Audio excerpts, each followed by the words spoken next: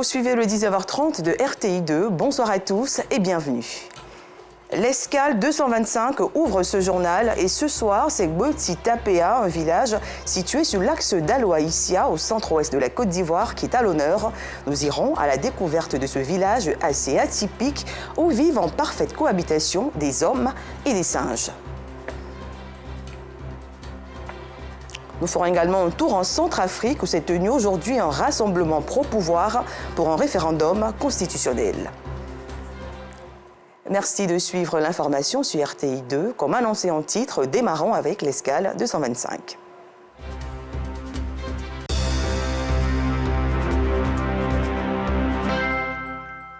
Posons nos valises à Gboti Tapea, localité située à quelques encablures de la ville de Daloa. Ce village abrite depuis plusieurs décennies des singes dits sacrés. Ces primates cohabitent paisiblement avec les villageois qui leur vouent même un grand respect. Comment sont-ils arrivés sur ce site? Que représentent-ils pour ses habitants? La réponse dans l'Escale 225 de ce jour, proposée par Maïssa Kogei. Ambiance des grands jours à Gboti Tapea, comme tous les dimanches, dans cette petite localité située à 11 km sur l'axe Issia-Daloa, au centre-ouest du pays. Ici, à côté des chants de réjouissance marquant un début de journée agréable, chacun vaque normalement à ses occupations. Dans cette atmosphère à la fois festive et de travail, Ambroise Rabé décide de faire sortir de leur logis des voisins peu communs.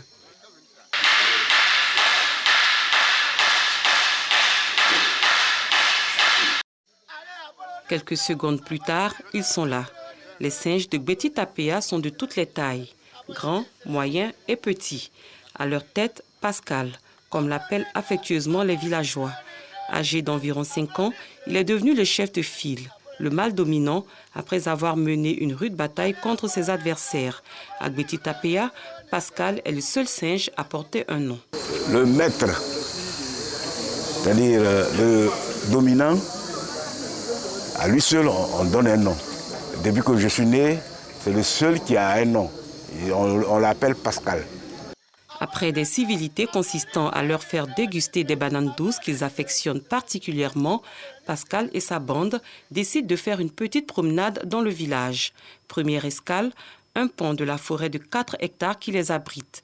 C'est l'occasion pour eux de savourer des fruits.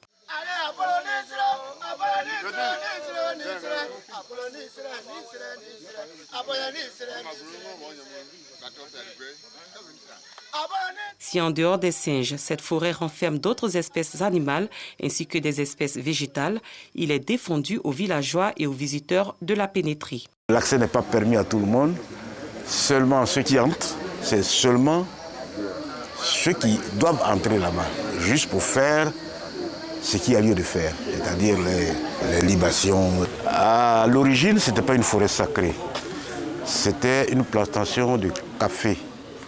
En ce temps-là, il n'y avait pas tous ces arbres que vous voyez aujourd'hui. À l'époque, elle appartenait au grand frère Rabé Bogué. Rabé Bogué Paul est celui-là même par qui les singes sont arrivés et se sont installés à Gboti Tapea. C'est aux abords de la maison qu'il a vu naître que Pascal et ses amis se rendent après plusieurs minutes passées dans les arbres. Rabé Bogué Paul est le premier villageois à avoir eu un contact avec les singes. Tout commence par un songe fait par son père, également appelé Rabé Bogué, chef du canton Gbalon Sud et fondateur du village de Gboti Tapea. Une guénon lui apparaît et lui parle. Nous sommes vos ancêtres. C'est au cours des guerres tribales qu'on nous a déshumés. Donc on voulait revenir pour revivre avec vous. Comme nous ne pouvons plus faire cela, nous reviendrons en animal. Quelques jours après ce songe, Rabé Bogué père se rend au champ en compagnie de son épouse. Là, un fait inattendu se déroule. Arrivé au champ, la bonne femme a fait coucher son bébé et elle s'est mise à sarcler son champ de taro. Au fur et à mesure qu'il travaillait, elle s'éloignait du lieu où était couché le bébé. Le bébé s'est mis à pleurer. Pris par son travail, elle ne se souciait pas des pleurs du bébé. À un moment aussi, elle a vu que le bébé il ne pleurait plus. C'est là qu'elle trouve utile de revenir sur ses pas pour voir ce qui se passe près du bébé. Et quand elle revenait sur ses pas, à une hauteur du bébé, il aperçoit une guénon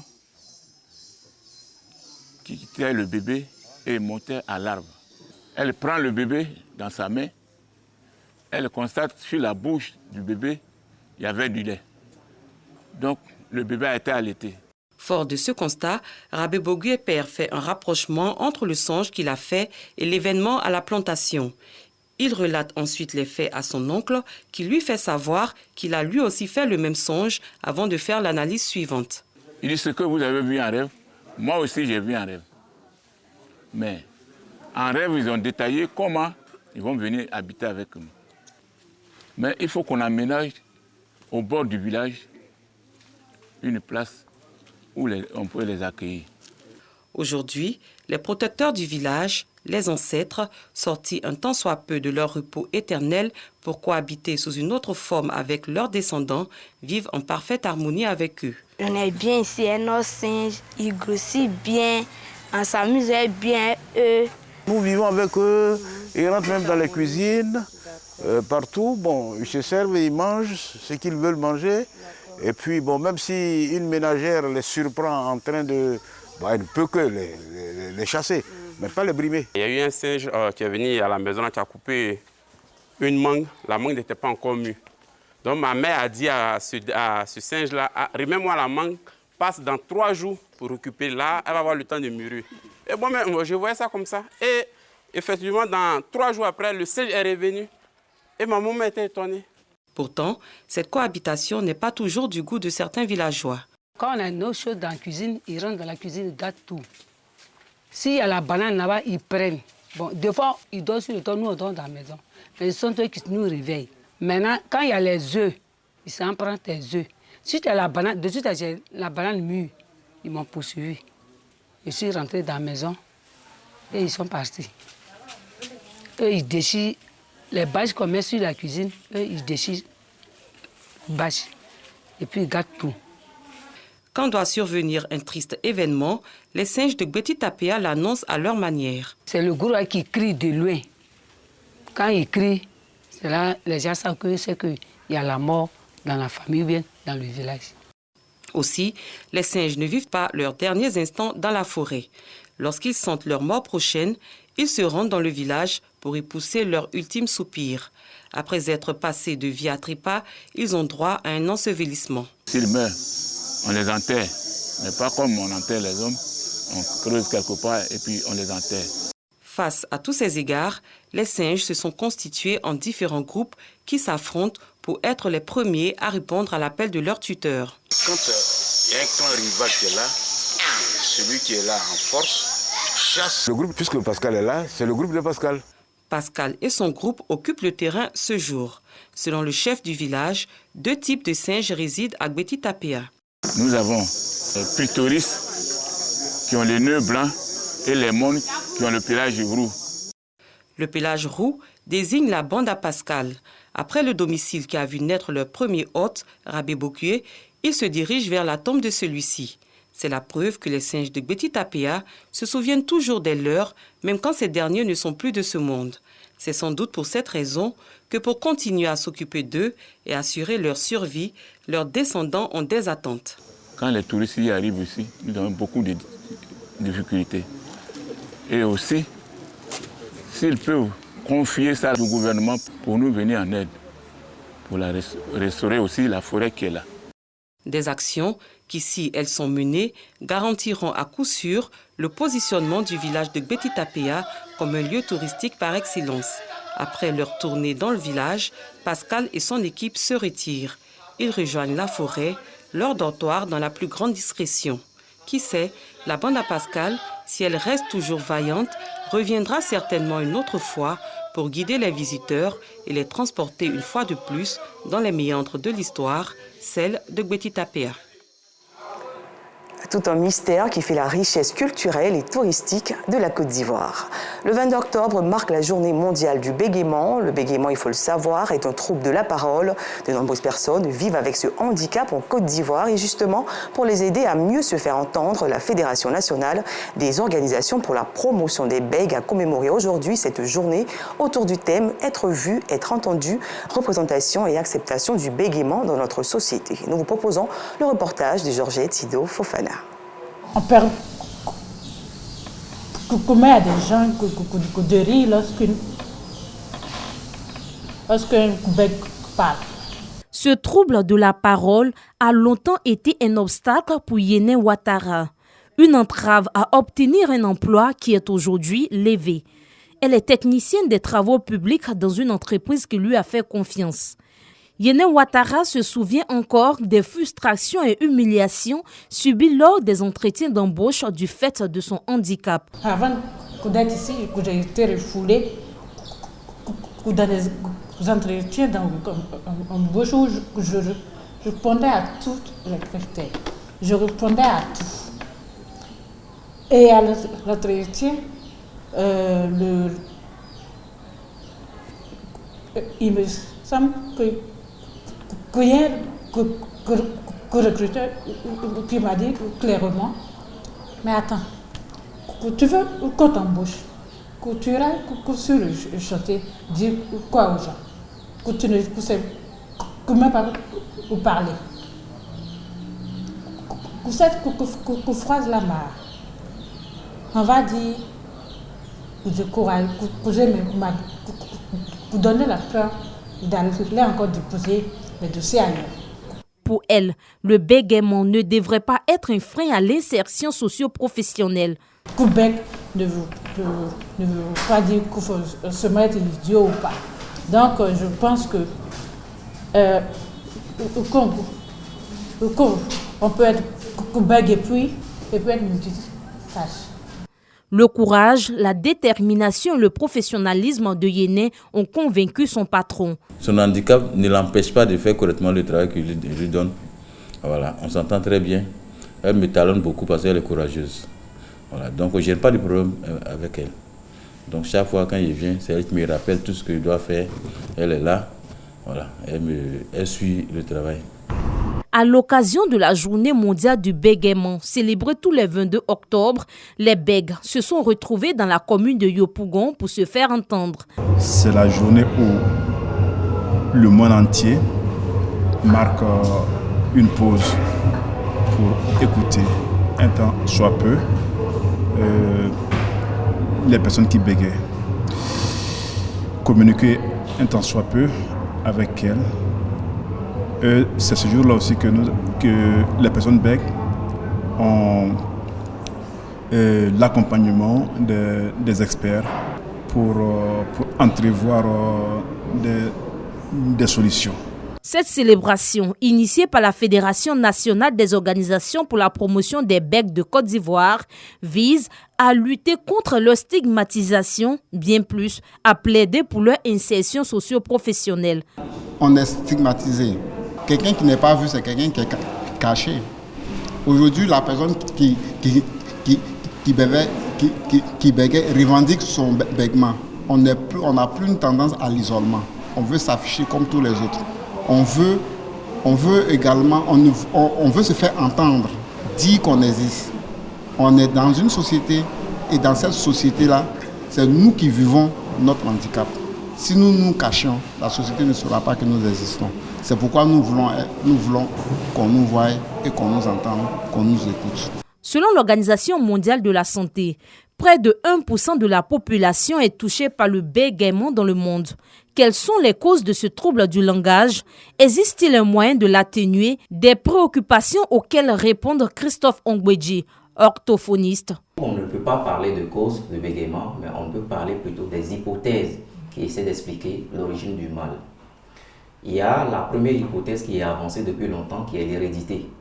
Parce qu'on a remarqué dans certaines familles que lorsqu'un enfant bégaye, il y a beaucoup de chances de voir dans la lignée de cette personne-là des parents qui avaient bégayé à l'époque. Il y a des techniques qui sont là pour aider les personnes non-bègues à parler efficacement sans bégayer. La technique qui marche vraiment, puisque pour la personne bègue, c'est le rythme de la parole qui est perturbé, on demande simplement de travailler une technique qui nous permet ou bien qui permet à la personne bègue d'aller lentement. Et donc, on peut donner par exemple un modèle. Il peut s'agir par exemple d'un enregistrement, d'un test qui va très lentement, que la personne bègue doit suivre. Et donc, à force de suivre cette parole ou bien ce test très lent, la personne bègue va adopter cette façon de parler lentement et plus tard maintenant, essayer d'accélérer un peu plus son rythme et parler sans bégayer. En Côte d'Ivoire, la Journée mondiale du bégaiement est à sa 11e édition.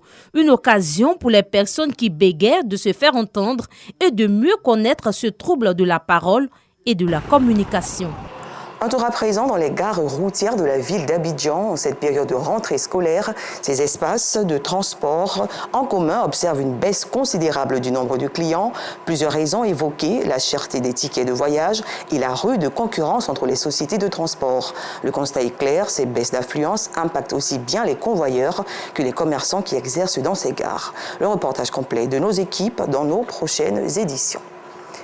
Une note d'éducation dans ce journal. L'ONG Minoj a organisé récemment à son siège dans la commune de Yopougon la 9e édition de sa cérémonie de distribution de kits scolaires. Plus de 200 bénéficiaires enregistrés. Cette action vise à alléger les charges de ces élèves issus pour la plupart de familles démunies. Georgette Ido Fofana. Orpheline de père et de mère, Agnero Ruth, 11 ans, est admise en classe de CM2. À chaque rentrée des classes, difficile pour cette fillette de se procurer les fournitures scolaires. Elle peut désormais compter sur l'ONG Minoj, une organisation qui aide les enfants issus de couches défavorisées, orphelins et enfants des prisonniers à poursuivre leurs études. Pour cette rentrée scolaire 2022-2023, l'organisation leur a offert des kits scolaires. Nous sommes aujourd'hui à un concert pour la rentrée en faveur des enfants des prisonniers et des enfants orphelins. L'objectif, c'est de donner l'espoir à un enfant de prisonnier au même titre que les enfants orphelins. Ils n'ont personne. Des cahiers, des stylos, des livres et surtout de nouvelles tenues scolaires. De quoi être outillés pour une rentrée scolaire réussie. Ce sont plus de 200 enfants qui ont bénéficié de ce don. En ce moment, les cours ont commencé, mais moi je ne vais pas à l'école. C'est mon Minoj qui me soutient, qui paye tout pour moi. J'ai perdu mon papa et ma maman. Je veux dire merci à mon Dieu qui me soutient depuis très longtemps, depuis petite. Je veux dire merci à tous les donateurs. Venez donner, venez donner, venez donner. C'est Dieu qui va vous bénir. Cette action, dénommée le concert pour la rentrée en faveur des orphelins et des enfants des prisonniers, est à sa 9e édition. Un geste qui vise à accompagner la politique gouvernementale de l'école gratuite et obligatoire.